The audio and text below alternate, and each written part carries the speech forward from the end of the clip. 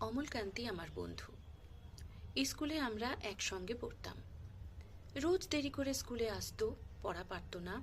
শব্দরূপ জিজ্ঞেস করলে এমন অবাক হয়ে তাকিয়ে থাকতো যে দেখে ভারী কষ্ট হতো আমাদের।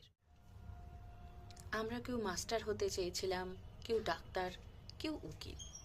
অমলকান্তি সেসব কিছু হতে চায়নি। সে রোদ্দুর হতে চেয়েছিল।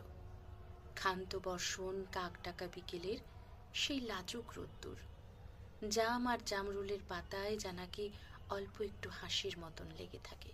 আমরা কেউ মাস্টার হয়েছি, কেউ ডাক্তার, কেউ উকিল। অমলকান্তি রোদ্দুর হতে পারেনি।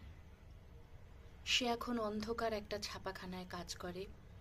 মাঝে মধ্যে আমার সঙ্গে দেখা করতে আসে, চা খায়, এটা ওটা গল্প করে, তারপর বলে উঠি তাহলে। আমি ওকে দরজা পর্যন্ত এগিয়ে দিয়ে আসি।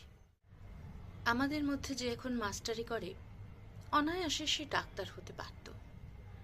যে ডাক্তার হতে চেয়েছিল, উকিল হলে তার এমন কিছু ক্ষতি হতো না।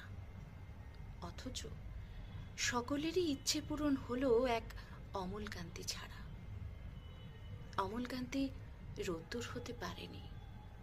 সেই অমলকান্তি রোদ্দুরের কথা ভাবতে ভাবতে ভাবতে ভাবতে যে একদিন রোদ্দুর হতে চেয়েছিল।